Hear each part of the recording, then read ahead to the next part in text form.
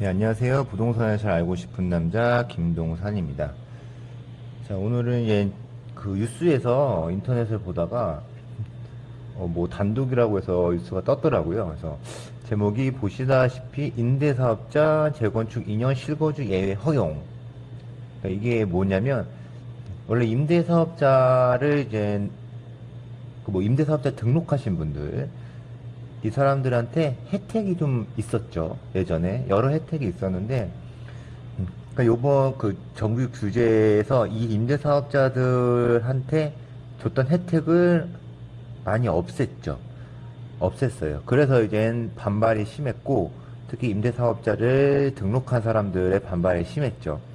그러니까 반발을 한 이유는, 이렇게 혜택을 주겠으니 이걸 해라. 이렇게 어떻게 보면 이렇게 적극적으로 추천을 했는데 정부 쪽에서 그걸 갑자기 없앤 거죠. 그 말을 듣고 등록한 사람이 좀 피해를 많이 봤다 생각해서 이제 많이 반발이 있었죠. 보면 간단히 기사를 좀 한번 볼게요.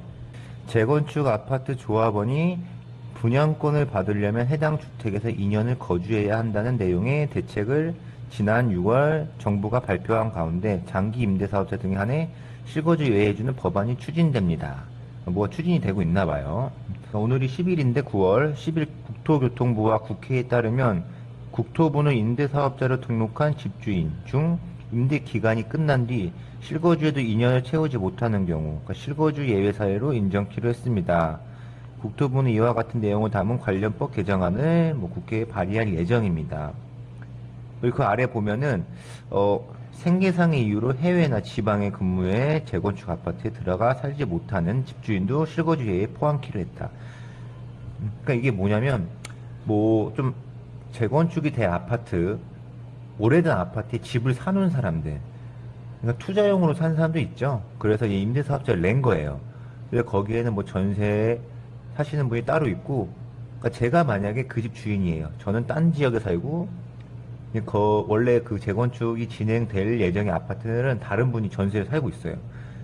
근데 이러다가 이제 재건축이 되면은 저는 그러니까 저는 소유주가 저니까 조합원이 되는 거죠.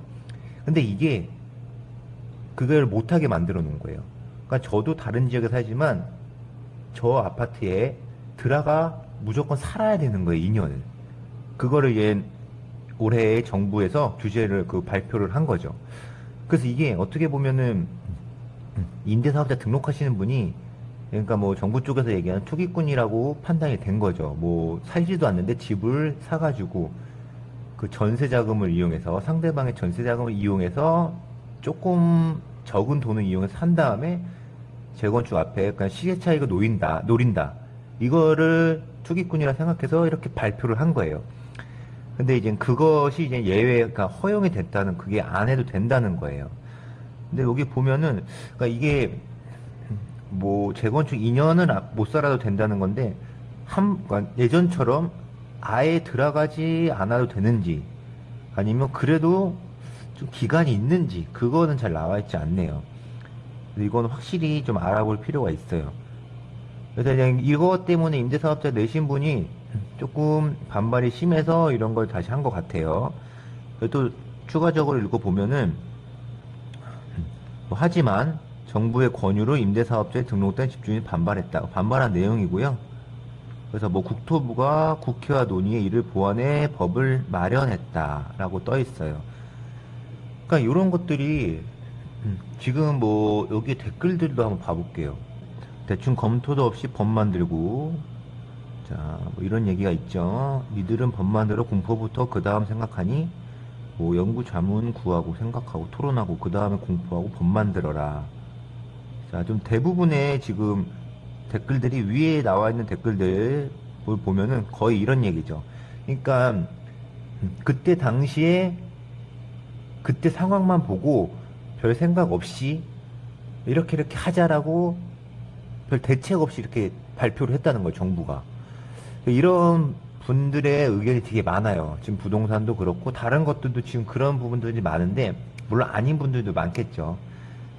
그래서 이런 댓글들을 보고 뭐 반발이 좀 많이 심했겠죠.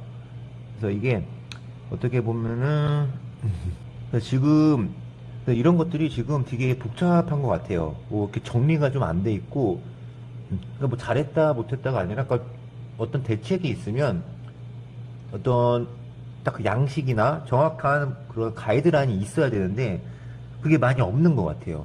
뭐 대출 문제도 그렇고. 근데 저도 이제 전에 영상 올렸던 것처럼 부동산이나 뭐 현장에 가서 물어보면은 너무 복잡해요. 그래서 물어볼 것들이 정말 많아요. 이거 이렇게 됐는데 어떻게 되나? 그러면 이게 이번에 바뀌어서 이렇게 된다. 아, 근데 확실히 모르겠는데 은행에 가서 물어봐야 된다. 그러니까 확실한 게 없으니까 되게 답답하더라고요. 그래서 뭐 좀 많이 뭔가 계약도 이루어지기 좀 어렵고, 이런 것들이 조금 문제긴 한 것 같아요. 그래서 좀 이런 것들이 조금 보완되고, 뭐, 대책이 나왔을 때 어떻게 그게 반영이 되는지도 확실히 좀 알아야지, 좀, 뭐, 그 집주인분들이나 뭐, 집을 구하시는 분들한테도 좀 많이 도움이 될 것 같아요. 그래서 집값 안정은 진짜 필요하죠. 필요하다고 생각하고, 거기에 이제 맞는 것들을 조금, 뭐, 모두를 만족시킬 수는 없겠지만, 가장 적절한 것에서 좀 대체 뭐, 여러 가지 반영을 잘 해가지고, 그래서 이제 뭐, 국민의 입장에서는 뭐, 서로가 좋은 게 제일 좋죠. 그런 게 만들기 좀 어렵다는 것도 아는데, 그런 것들이 조금 뭐 이쪽 저쪽의 얘기를 잘 들어보고 뭔가 합리적으로 좀 했으면 좋을 것 같습니다. 그래서 오늘은 이런 뭐 갑자기 오늘 보니까 오늘 점심 때 보니까 이런 기사가 떠가지고 한번 제가 영상을 한번 만들어 봤습니다. 그래서 이런 거에서 좀 궁금하신 분들은 제가 맨날 말씀드리죠. 저를 믿지 말고 인터넷 기사도 믿지 말고 해당 그 부서에 직접 물어봐서 한번 궁금증을 해결해 보셨으면 좋을 것 같아요.